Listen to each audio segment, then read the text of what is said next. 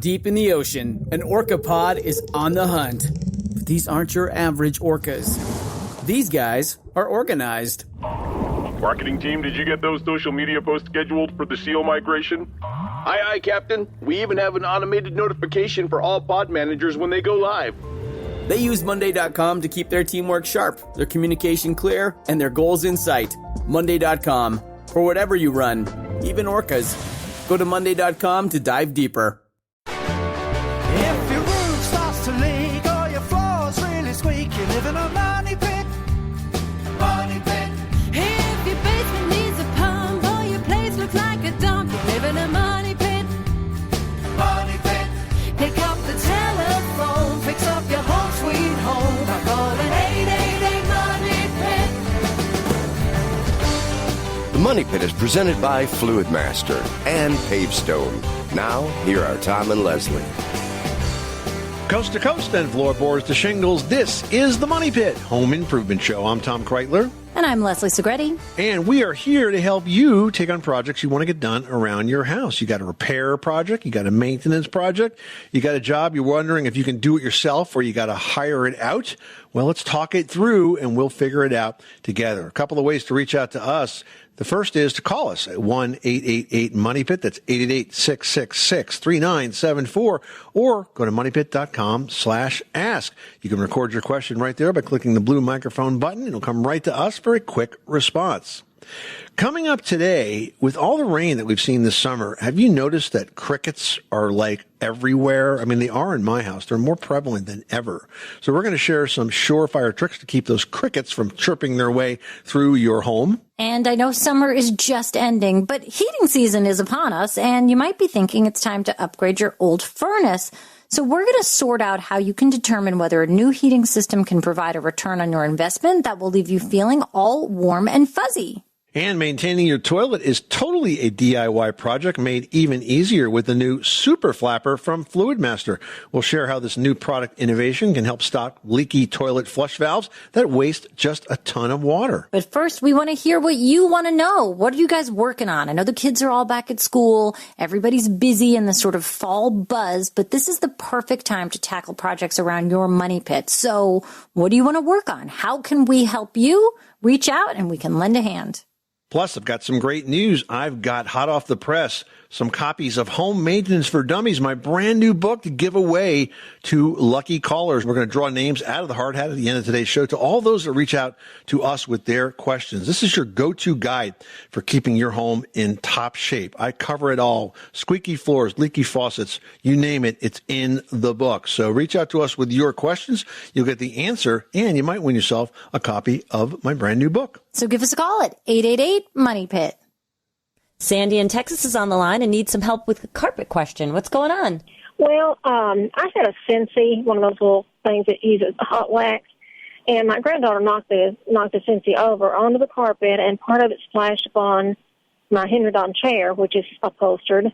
Okay. And I haven't done anything yet because I don't know really how to go about cleaning that. Well, the first thing you want to do, and it's kind of an easy fix. You just have to make sure you haven't already scratched at it or rubbed it or anything. Take a brown paper bag and an iron, and you want to put the iron on a high setting without steam, and put the paper bag over the wax, and then iron, and the wax will melt but then stick to the paper bag, and you'll be able to peel it right off. Oh, that's awesome. Okay, brown paper bag with a hot iron, not on steam. No steam.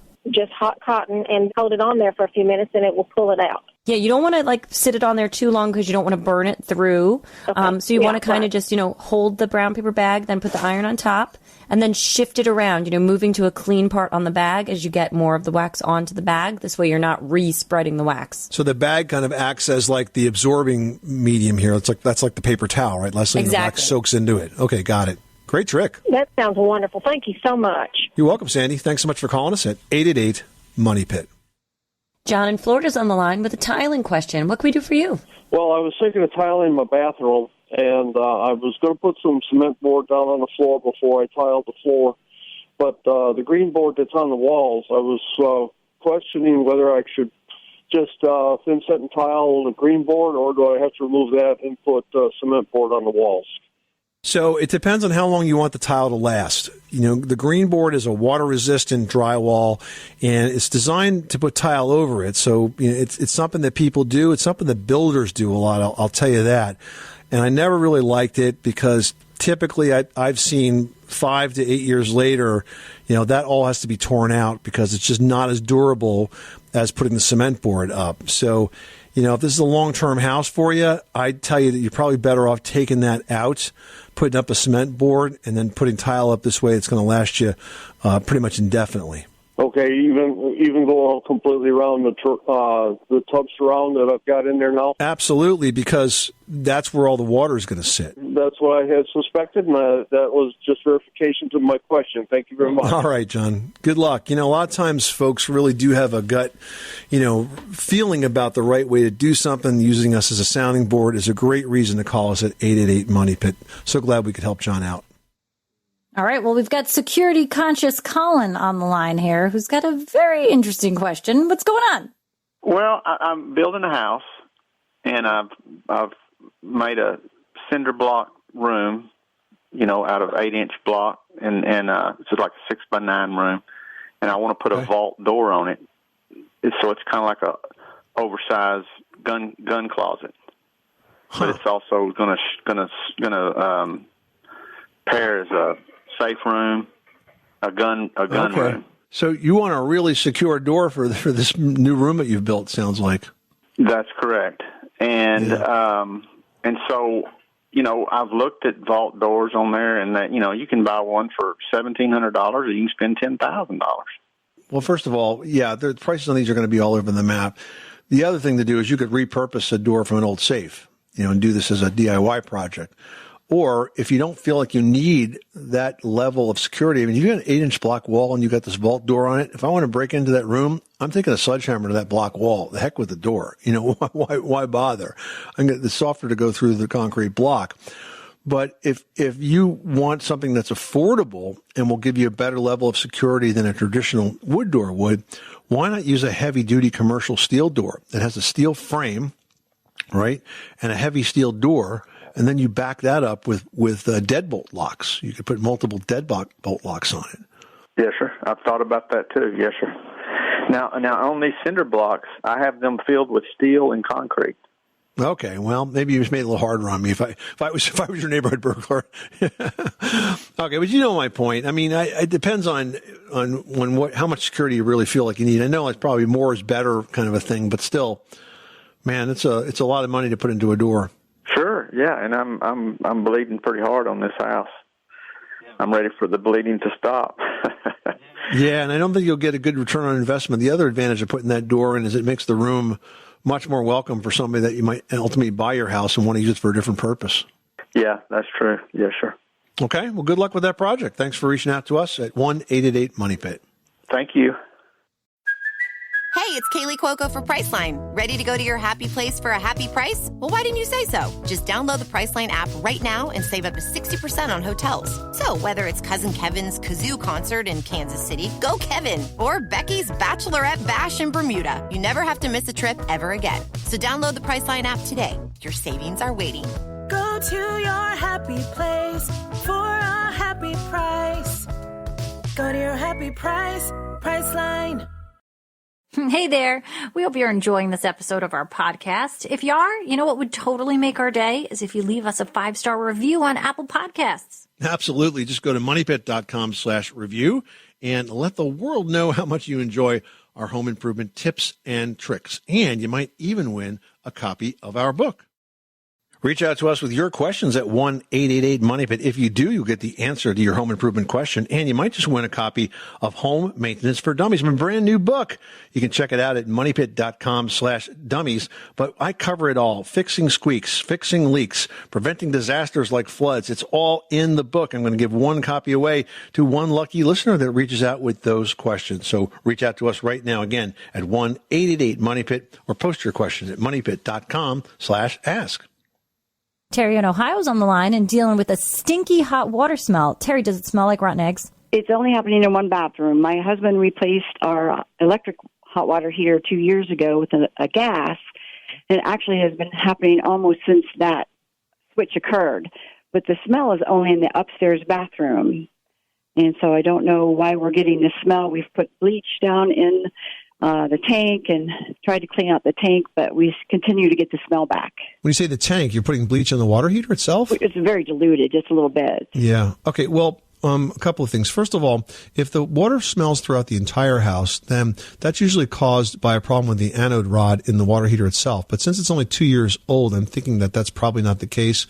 It's more likely a problem with biogas, and that could simply be something in the drain in that particular bathroom that's causing this issue, because you'll get these microbes that will grow inside the drain, and they can really smell terribly. So what you need to do in a case like that is the best thing to do is to take the drain apart if you can get under the sink and take it apart and clean it really thoroughly in another sink somewhere, and get a bottle brush down there and scrub it with a good strong bleach solution, or you can use some oxygenated bleach, even better yet, and that will kill those microbes that are there.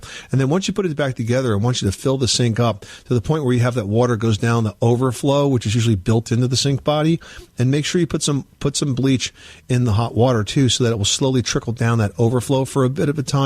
So this way, if there's any organic matter in that overflow, it'll also be eliminated. So I suspect it's in the drain as opposed to being a problem with the water heater. Because if it was a problem with the water heater, every single sink would smell the same way. That's kind of what I figured, but we couldn't figure it out. So I thought I listen to you guys every Saturday, so I thought I'd give you a call. Yeah, well, it's hard because it only happens to, sometimes to you once a lifetime, but we hear about this all the time. So we have a pretty good idea where to look for the problem. Okay? Oh, great. Well, with all the rain that we've seen this summer, crickets might be more prevalent than ever inside your home. So to help, here's a few surefire tricks to keep those crickets from chirping their way through your house.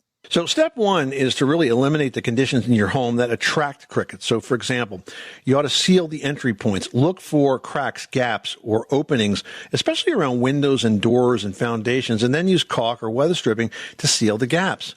You also want to take whatever steps you can to reduce moisture. Crickets are attracted to moist environments, so make sure you're fixing any leaky faucets or pipes or drains, and make sure your home is well ventilated to reduce that humidity. And next, you want to remove any food sources. So keeping your house clean and avoid leaving crumbs or food particles around goes a long way towards keeping crickets away. Yeah, next up, let's talk about setting some traps here. So first of all, you want to place some sticky traps near the areas where you've seen the crickets. These traps can catch the crickets and then help you monitor their activity. Or you can also use a baited trap, and that's kind of interesting because you use a sweet or a bread-based bait, and that's going to lure those crickets in. Either way, you want to catch them so that they kind of figure out, we don't need to be here, and they'll go somewhere else. There's also some options in natural repellents. Essential oils works. You can spray those like peppermint, lemon, or lavender around entry points and other areas where crickets are sort of congregating. Or you can use diatomaceous earth. If you sprinkle food-grade diatomaceous earth around baseboards and entry points, this natural powder will dehydrate the crickets, so that will also help reduce the population. All right, now let's talk about getting rid of the crickets that you already have. And there's two ways that you can do that. First of all, vacuum. Regularly vacuum those areas where the crickets are active. You want to make sure that you get rid of the vacuum bag immediately to prevent them from escaping, because maybe they can do that. I always worry about them crawling back out the tube of the vacuum hose and kind of then hopping back out. The hose? Yes, I think about that. Another thing is if you put soapy water in a spray bottle, you kind of just mix the water with a few drops of dish soap, and then you can spray it directly at the crickets, and it's good because crickets like to hop at you when you're trying to get rid of them. So this is easy. You just spray them with the soapy water, and sadly it suffocates them, but it does work very well. And lastly, you want to control crickets outside. Some ways to do that would be to maintain your yard by trimming grass and bushes and removing leaf piles or any debris where crickets can hide. And think about changing your lighting. So it turns out that crickets are attracted to bright lights. So you could consider using yellow or sodium vapor lights around your house, as they are less attractive to insects. And lastly, there are options in chemical control.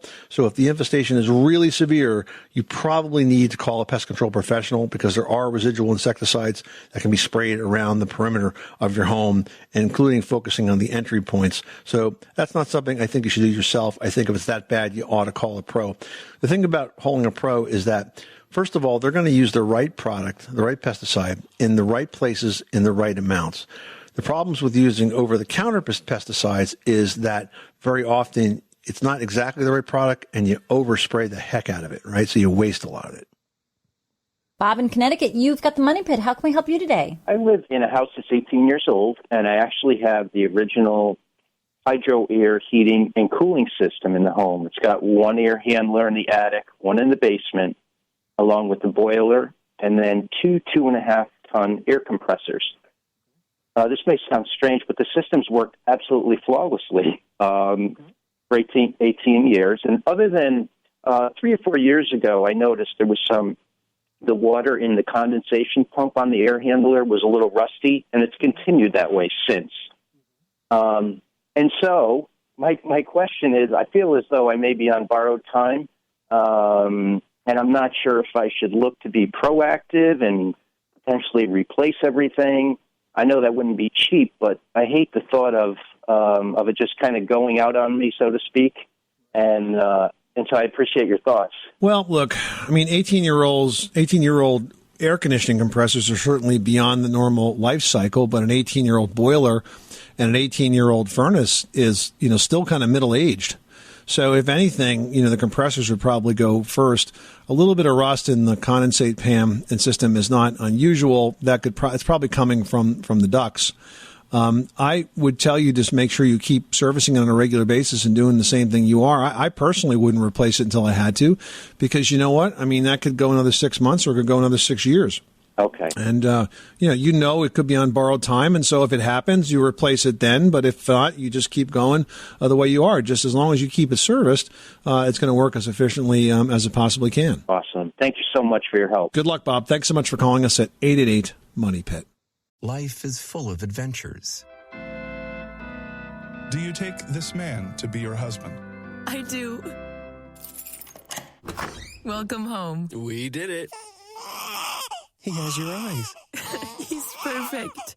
Make the most of them all with PenFed checking and savings accounts. Learn more at PenFed.org. Federally insured by NCUA. To receive any advertised product, you must become a member of PenFed Credit Union. We've got Margaret on the line who wants to talk about lead in a bathroom. Tell us about it. My house was built in 1948. It has an old metal tub and ceramic tiles, but the ceramic tiles have been tested and confirmed to have lead. I was advised that if I ever want to remove them, I should be sure that the contractor who does that is trained and certified on safe removal of tiles containing lead. But when I've asked some local contractors about that, they kind of shrug and don't seem to understand that anything different would be required. Can you suggest some questions for me to ask contractors to help determine if they truly do know and understand how to deal with tiles containing lead and safe removal? Hey, Margaret, we generally don't hear too much about lead paint in baths or in their case in ceramic tiles.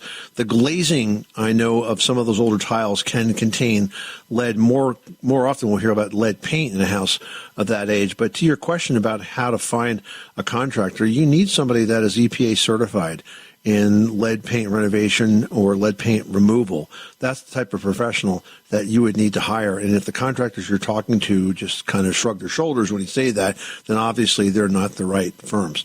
Now, I will say that the risk of lead paint exposure from a tile is probably a lot less than from the paint, just because it's harder for it to be released. But another option to consider, which some folks are doing, is that they are recoating the tile with an epoxy finish. Now, you could use a product like EcoPel, which is an epoxy tub resurfacer that I recently used and was very pleased with, that can coat the tub surface, even coat the tile surface, and give you a really durable surface that will prevent any lead exposure to the surface of the tile. But it all comes down to the risk happening when it's time to remove those tiles.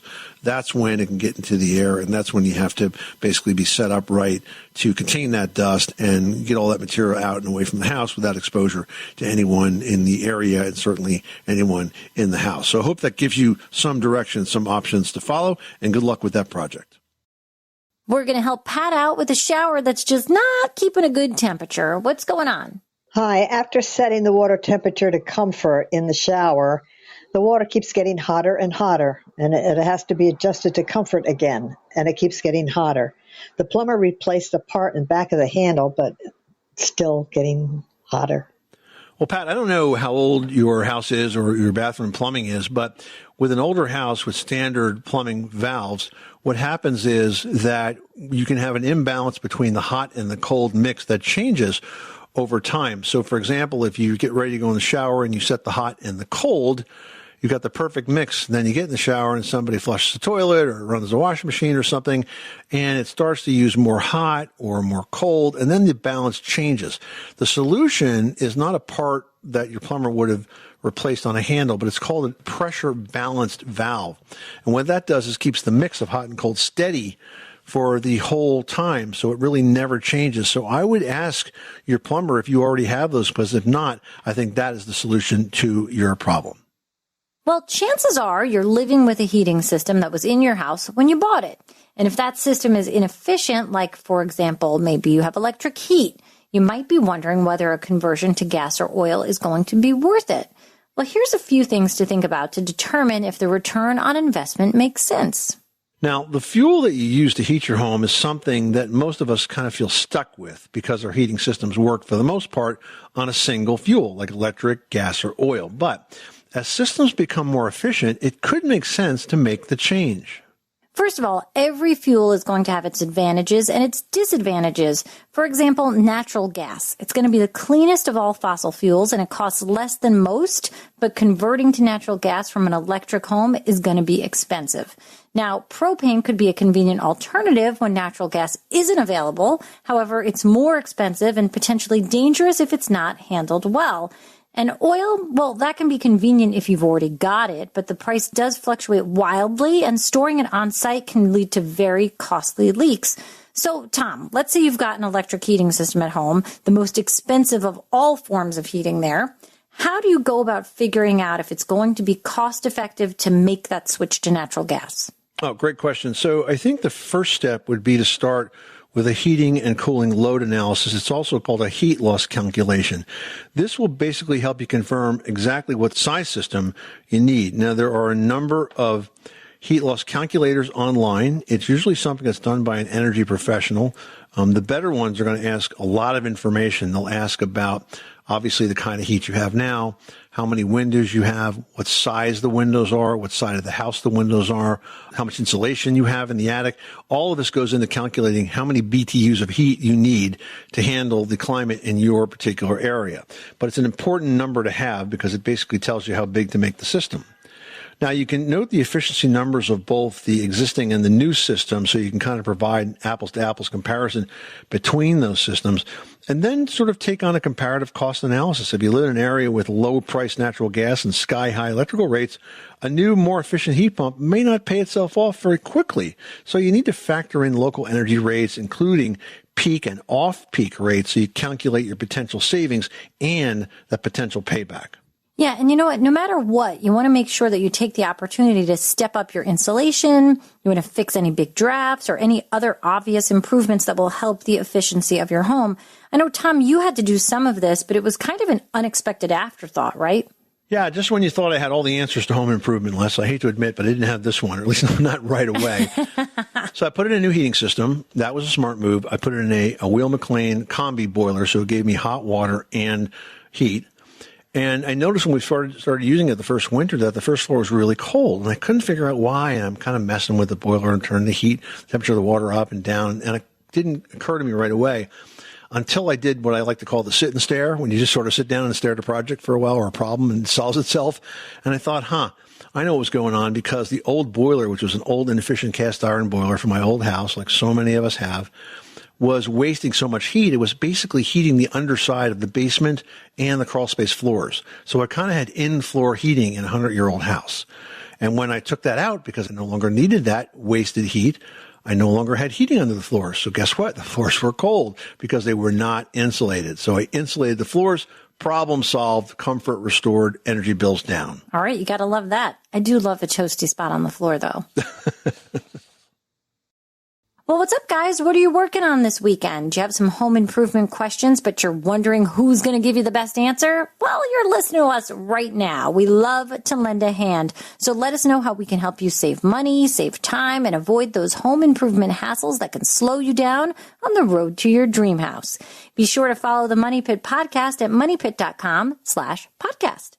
Hey, do you have a home improvement question and don't know the answer? Well, I've got the answer. It's in my new book, Home Maintenance for Dummies, and I'm giving copies away in today's show. Reach out to us with your questions at 1-888-MONEY-PIT, and we will toss your name in the Money Pit hard hat, and you might just win a copy of my brand new book, Home Maintenance for Dummies. Any questions that you have about home improvement, I guarantee are in that book because I wrote it. Call us now with your questions at 1-888-MONEY-PIT.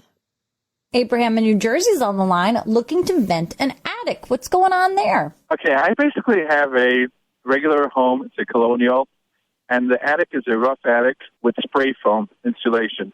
There's zero ventilation in the attic, and the second floor has central air. So I would like to know two questions. Would I be saving on air conditioning if I would vent the attic? There's no ceiling fan, nothing. If I would put in either an attic fan or a window exhaust fan. And also, currently the attic has an entrance door, a heavy door leading to the attic. Would it save me the air conditioning to leave that entrance door open, thereby allowing the hot air to enter the attic and leave with an exhaust fan? Or is that something I should not be doing? So, Abraham, that's a great question. And if you told me that your attic was insulated with fiberglass insulation, as most are typically, we would talk about what kind of ventilation you'll need. But you said your attic was insulated with spray foam. So is the spray foam up on the underside of the roof rafters as well as across the floor? Describe it to me. Not on the floor. The floor just has regular boards between the second floor and the attic. But there's all the walls and the roof all have spray foam. So what you have, Abraham, and it's actually the same kind of insulation setup that I have. It's called a conditioned attic. In other words, the attic itself is conditioned and it does not need ventilation. So no, you do not need to vent that. It's actually pretty efficient right the way it is. Now, you mentioned that there was a door between those two spaces. If that door tends to get a little warm, or the wall or the ceiling tends to get a little warm, you could add some additional insulation there. In my case, I actually had an older house, so my attic floor / second floor ceiling already had fiberglass in it. We left that there, but then we spray foamed the underside of the roof rafters and the gable walls.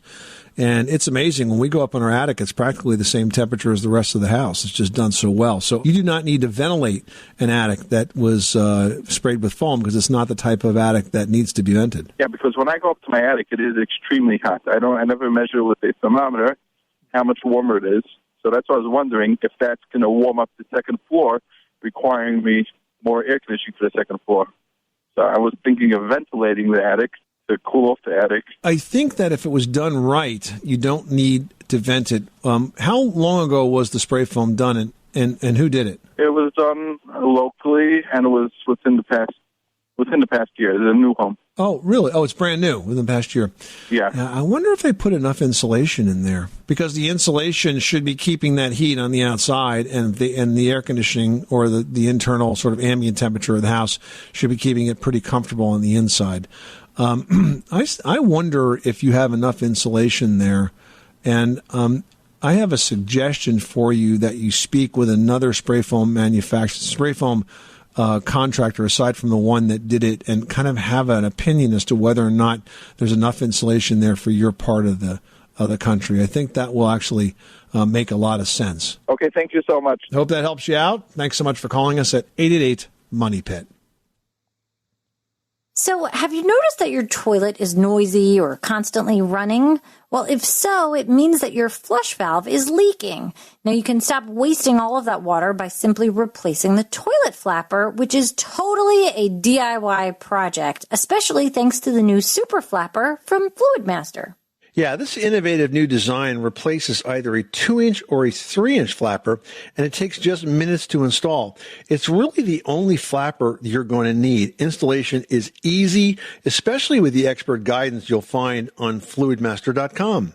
So start saving money and stop watching your cash get flushed down the toilet. You can fix that old, noisy running toilet today with Super Flapper. Yeah, and Fluid Master has been the go-to brand for the plumbing pros for 65 years, so you know you're getting a product that's built to last and trusted by the experts.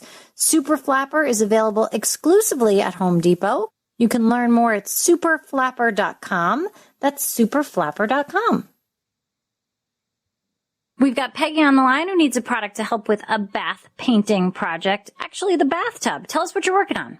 I have a bathtub where the refinishing sort of came off, and it's got a water stain. I think it's a calcium stain. It's sort of a grayish on this ivory tub. Is there anything I can use to get the coating back on there and get that color back where it was?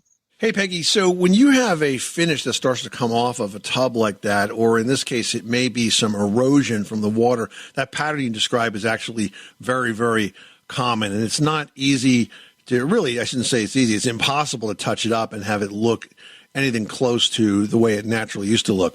I do have a solution, though, for you, and it's a product that I discovered, and it's called Echo Pel. Now, the Echo Pel is like an epoxy refinishing kit. I found it on Amazon. I did a lot of research on it.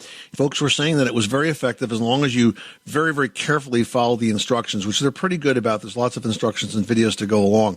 But when you apply this Echo Pel, it essentially will look like a brand new finish. In my case, I was refinishing a tub from the 1950s that was badly worn and actually had been painted with some sort of a tub finish once before. This Echo Pel, though, made it look like it was brand new porcelain right out of the factory. I was really impressed by it. So you can check that out. You'll find it on Amazon, probably other retailers as well. But you can't just touch up an area like that. You really have to redo the entire surface of the tub. Lori reached out to Team Money Pit and says, we had a tub surround installed about 15 years ago, and the wood frame of the window has rotted away, and it looks horrid. I intend to have the whole thing torn out and redone next year, but I'd like to know if there's anything I can do quickly that's safe and relatively inexpensive for a great aesthetic fix. Well, Lori, I mean, wood and water certainly don't mix, and it does sound like your frame eventually will have to be replaced, but rotted wood is actually quite common with these frames. But if the rotted area is limited, you can try filling it in. Now, not just with any type of wood filler. One product you might want to try is 3M Bondo Solutions Wood Filler. Another product you could consider is the one by Abitron. I've used this a lot. It's called Wood Epox. And it's a wood replacement compound. And either of these pretty much restore the area of the rot. And then, of course, you have to paint it so it doesn't get any worse.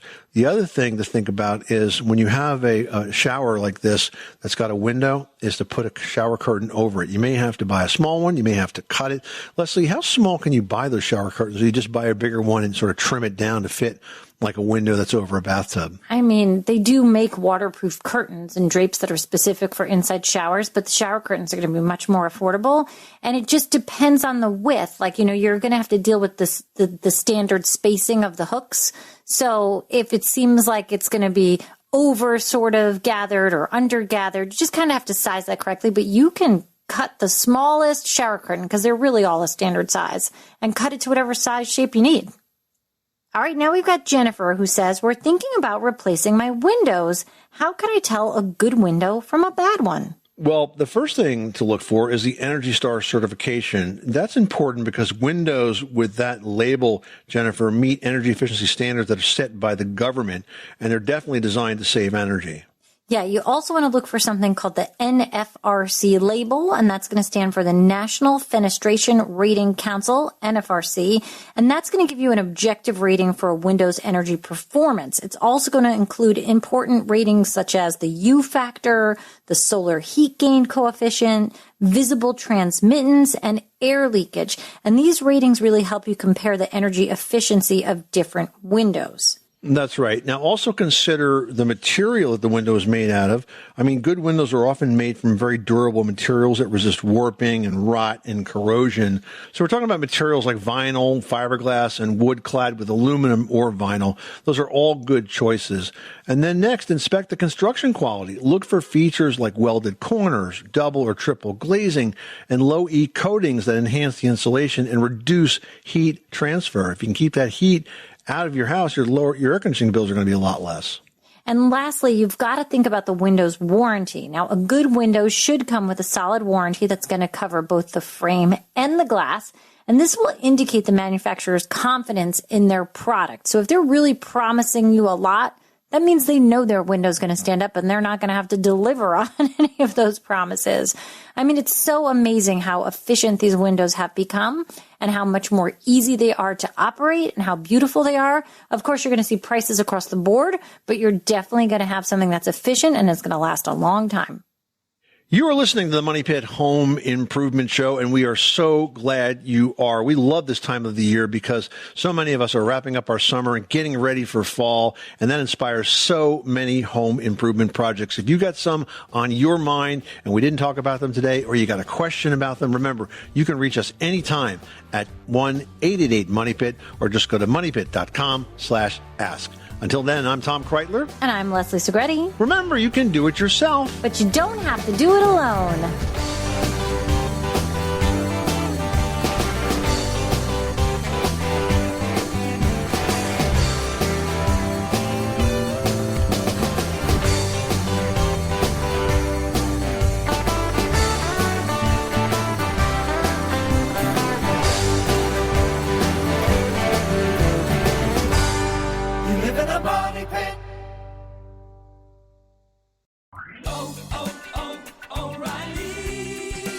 You need parts? O'Reilly Auto Parts has parts. Need them fast? We've got fast. No matter what you need, we have thousands of professional parts people doing their part to make sure you have it.